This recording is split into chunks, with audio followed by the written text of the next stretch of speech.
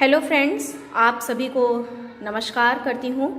और आज का जो वीडियो है जो मैंने आप सभी के लिए बनाया है वो निपुण कार्य योजना से संबंधित है। हम सभी को एक रजिस्टर अपने स्कूल में मेंटेन करना है, सभी को पता है इस बारे में। निपुण कार्य योजना से संबंधित एक रजिस्टर हम लोग को प्रिपेयर करना है, जिसमें निपुण भारत योजना का जो मुख्य उद्देश्य है कि आधारभूत साक्षरता व संख्यात्मकता का विकास करना है, और जिसकी प्राप्ति की जो समय सीमा भी सरकार द्वारा निर्धारित की गई है। और इन लक्ष्यों की प्रगति पर जो है नोडल विभाग द्वारा समय समय पर आकलन किया जा रहा है, और परियोजना द्वारा और ब्लॉक द्वारा, ब्लॉक स्तर पे भी जो ARPs हैं उनके द्वारा इसका निरीक्षण किया जाता है। और इस समय चल भी रहा है। इसका निरीक्षण में ये देखते हैं सभी लोग कि इन लक्ष्यों की प्राप्ति के लिए जो हमने विद्यालय स्तर पर एक योजना बनाई है, उस कार्य योजना को हमको अभिलेखीकरण करना है। तो उसी का आज मैं आपसे एक वीडियो शेयर करने जा रही हूँ। और ये रजिस्टर जो है निपुण भारत कार्य योजना से संबंधित वो हर विद्यालय में होना आवश्यक है। मेरे ख्याल से शायद ऐसा है कि जो विद्यालय के हेड हैं उनको एक पूरे समस्त विद्यालय की कार्य योजना निर्धारित करके और अभिलेखीकरण करना है। और कक्षा वाइज जो है, क्लास वाइज हर टीचर्स को अपनी एक कार्य योजना कक्षा वाइज तैयार करनी है अपने बच्चों की, कि उन्होंने निपुण लक्ष्य प्राप्ति की ओर कितने कदम बढ़ा लिए हैं। तो आज का जो वीडियो है वो मैंने अपना रजिस्टर मैंने आपसे शेयर किया है, जो मैंने क्लास 1 से 3 तक का मैंने इसमें विवरण दिया है। लेकिन मेरी जो कार्य योजना है जो मैं निपुण लक्ष्य प्राप्ति के लिए निर्धारित की है, कई सारी चीज़ें आपको कॉमन मिल सकती हैं।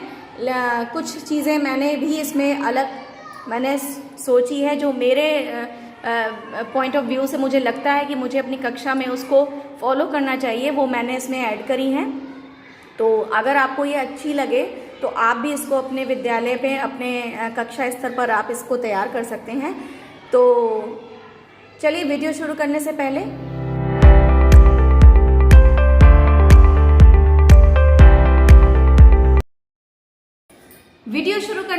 मैं बता दूं, मैं हूं शिखा और आप देख रहे हैं शिखा की बाल वाटिका।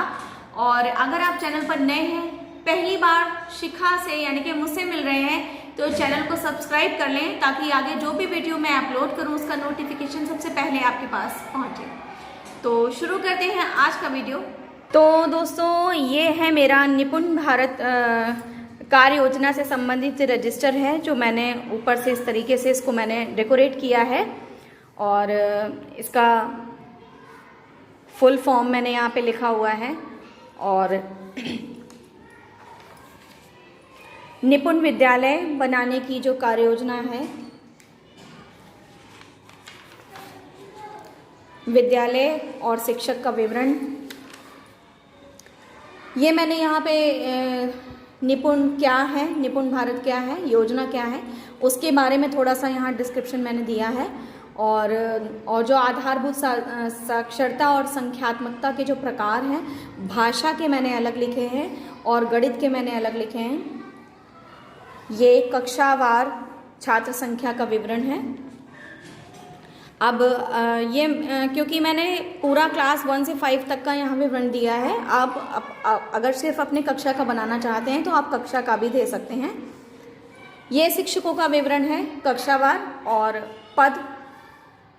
और अगर किसी अध्यापक के अनुपस्थित होने पर, CL पर होने पर या किसी और छुट्टी के होने पर, जो भी प्रधानाध्यापक, इंचार्ज प्रधानाध्यापक निर्धारित करेंगे कि उस स्थिति में वह कार्य कौन करेगा, तो उसके अकॉर्डिंग, डेज के अकॉर्डिंग वो निर्धारित हो जाएगा। बाकी ये दिवसवार शिक्षकों का कार्य विभाजन है सोमवार से शनिवार तक। इसमें भी अगर कोई शिक्षक अनुपस्थित या CL पे होता है तो उसकी जगह कोई दूसरा शिक्षक उसका कार्यभार संभालेगा। शिक्षकों की व्यक्तिगत जिम्मेदारी की, मतलब एक शिक्षक को अपनी कक्षा में अपने स्तर पर उसकी जिम्मेदारियां क्या होनी चाहिए, वो मैंने यहाँ पे मेंशन की हैं। और क्योंकि सबसे पहले जो है हम कोई भी कार्य योजना निर्धारित करने या लक्ष्य निर्धारित है हमारे, उनको प्राप्त करने की ओर अगर अग्रसर हैं तो उसमें सबसे पहले हमें किसी भी काम को करने से पहले हमारी अपने प्रति कोई जिम्मेदारी होती है जो एक शिक्षक की भी होती हैं, वो मैंने यहाँ पर लिखी हुई हैं। और बच्चों की नियमित उपस्थिति हेतु जो कार्य योजना है कि हमें बच्चों की उपस्थिति अगर नियमित करनी है तो उसके लिए हमें क्या प्लान आउट करना है और कैसे हमें उनको उपस्थिति जो है नियमित बनानी है। ये मैंने यहाँ निपुण लक्ष्य लिखे हैं भाषा और गणित के, ताकि एक ही नज़र में अगर मैं देखना चाहूँ तो हमारे पास ये रजिस्टर में लिखे हुए हैं। निपुण भारत मिशन को जन आंदोलन बनाने में जो विद्यालय का प्रयास है वो क्या रहेगा। जैसे विद्यालय प्रबंधन समिति जो है उसकी बैठक हमें समय समय पर करनी है, विद्यालय के शिक्षकों की बैठक करनी है और शिक्षक अभिभावक बैठक और जागरूकता रैली और सांस्कृतिक कार्यक्रम के थ्रू भी हम इसको जन आंदोलन बना सकते हैं। और समय सारणी जो कि ऊपर से ही निर्धारित है कि शिक्षक संदर्शिका में ही हमारे दी गई हुई है कि हमको भाषा के लिए और गणित के लिए अपनी कक्षाओं को कितने कितने समय के अनुसार निर्धारित करना है और किस दिन हमको क्या करना है। जैसे सोमवार को है कालांश 1 जो कि 40 मिनट का होगा, मैं शॉर्ट में और जल्दी बता दे रही हूँ। सोमवार को मौखिक भाषा और कार्य पोस्टर, चित्र और सरल प्रश्न आदि पर कार्य करना है और वो हमारा सोमवार से लेके शनिवार तक होगा।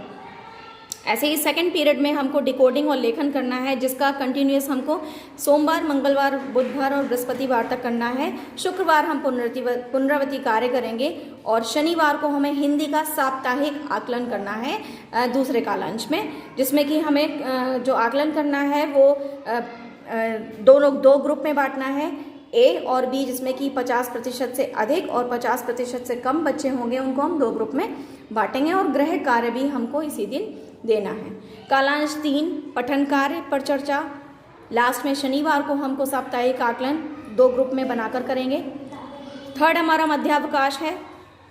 चौथे कालांश में हमारा 45 मिनट का है, अनुदेशात्मक कार्य शिक्षण योजना के अनुसार करना है और बृहस्पतिवार को हमें इसकी पुनरावृत्ति करनी है, समेकन गतिविधियां करानी है और गणित का जो हमको आकलन करना है वो 50 से अधिक जो हैं जानने वाले बच्चों की पुनरावृत्ति और 50 से कम वालों पर रिमीडियल कार्य करना है। कालांश 5 हमारा 40 मिनट का है, कार्यपत्रक जिस पे वर्क बुक पर हमें कार्य कराना है, मंगलवार बुधवार को भी, और बृहस्पतिवार हम पुनरावृत्ति, शुक्रवार पुनरावृत्ति, शनिवार को भी हमें पुनरावृत्ति कार्य कराना है। और छठे कालांश में जो कि 40 मिनट का है, अभ्यास गतिविधि शिक्षक संदर्शिका के अनुसार करानी है, मंगल बुधवार को भी हम यही कराएंगे। और अगर किसी दिन कोई बच्चे जो नहीं आते हैं या शिक्षक सीएल पर है या छुट्टी पर, जो छूटे हुए कार्य होंगे वो हम बृहस्पतिवार को पूरे कराएंगे। और साप्ताहिक आकलन जो है हमारा गणित का वो रहेगा शुक्रवार को, बी और ए वैसे ही हमें 2 ग्रुप में बांटना है और शनिवार साप्ताहिक पुनरावृत्ति और गृह कार्य। और ये मैं बता देना चाहती हूँ क्योंकि कक्षा 1, 2, 3 के लिए मैंने ये कंबाइन बनाया है और वैसे कक्षा 1 के लिए जो है वो 6 पीरियड ही निर्धारित हैं, उनको हम 6 कालांश में बांटेंगे और मतलब 6 पीरियड तक ये जो बनाया है मैंने ये समय सारणी कालांश 6 तक 1, 2, 3 के लिए समान रहेगी, बाकी 7 और 8 2 और 3 के लिए अलग हो जाते हैं। जैसे कि अगर हम 3 में देखें तो 7वां जो है हमारा परिवेश हो जाएगा, अंग्रेजी है, बुधवार को हमारा परिवेश है, बृहस्पतिवार को फिर अंग्रेजी है, हमारा परिवेश और संस्कृत। तो 1 तक तो हमारा कालांश 6 तक रहेगा, 7, 8 जो हैं वो कक्षा 2 और 3, इसलिए ये पूरा कंबाइन बना हुआ है। और कालांश 8 में जिसमें छात्र कौशल विकास, चित्रकला, खेल, कहानी आदि हम सब ही कराते हैं, वो हमारा सोमवार से शनिवार तक सभी कक्षाओं के लिए समान रहेगा। तो ये है हमारा समय सारणी। आगे बढ़ते हैं और देखते हैं कि निपुण लक्ष्य प्राप्ति हेतु जो रणनीति है और उसको चरणबद्ध तरीके से हम उसको कैसे क्रियान्वयन करेंगे और उसको क्या क्या कर सकते हैं। जैसे बच्चों की पूर्व ज्ञान पर आधारित आकलन। सबसे पहले जब बच्चे हमारे पास आते हैं तो उनका हमें पूर्व ज्ञान पर आकलन करना है, फिर उनको छांटना वाला करना है, उनका समूहीकरण करना है, जैसे कि पहले भी हम लोग को पता है, उनका क्रियान्वयन, और फिर हम उनका मूल्यांकन करेंगे और उसके अनुसार हमें आगे की रणनीति निर्धारित करनी है। ये कुछ मैंने सोचा है कि निपुण लक्ष्य प्राप्त करने हेतु चरणबद्ध सीढ़ी, लेडर ऑफ सक्सेस, मैंने एक प्लान आउट किया है जिसमें हमको सबसे पहले देखिए steps to be taken one by one, एक के बाद एक हम कदम बढ़ाते हैं तभी जो है हम लक्ष्य तक पहुंचते हैं।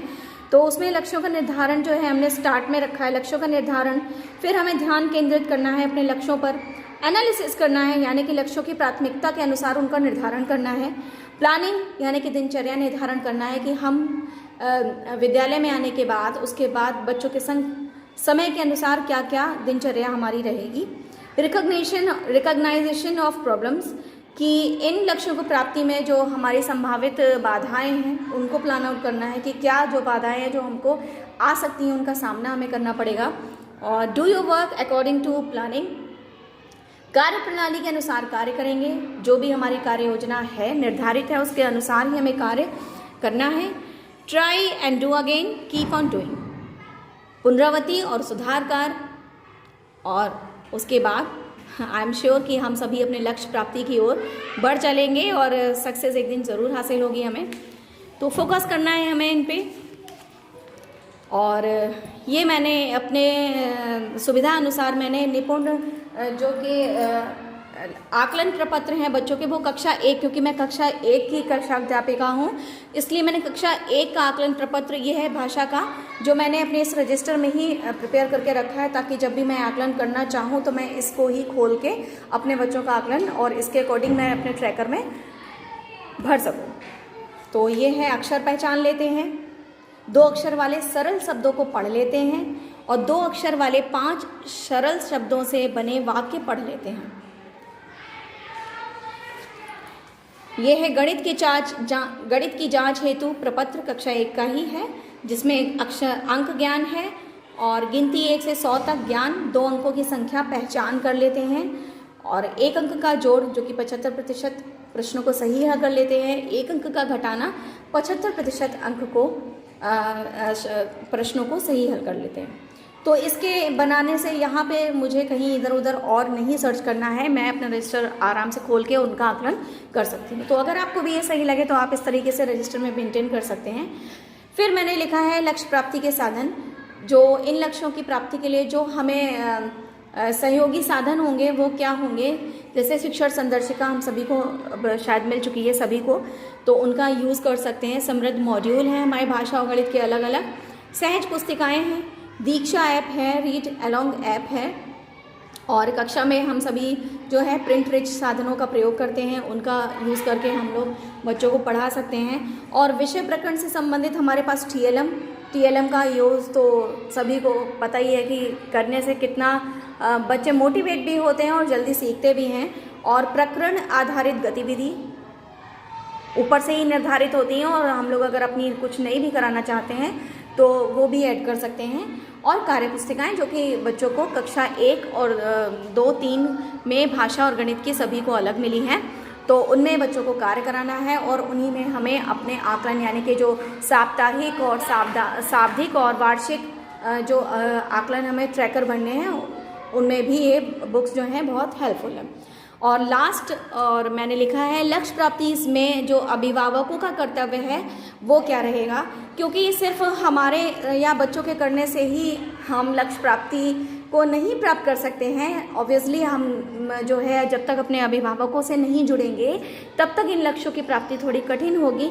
तो मैंने अभिभावकों का जो कर्तव्य है वो मैंने इन शॉर्ट यहाँ पे लिखा है।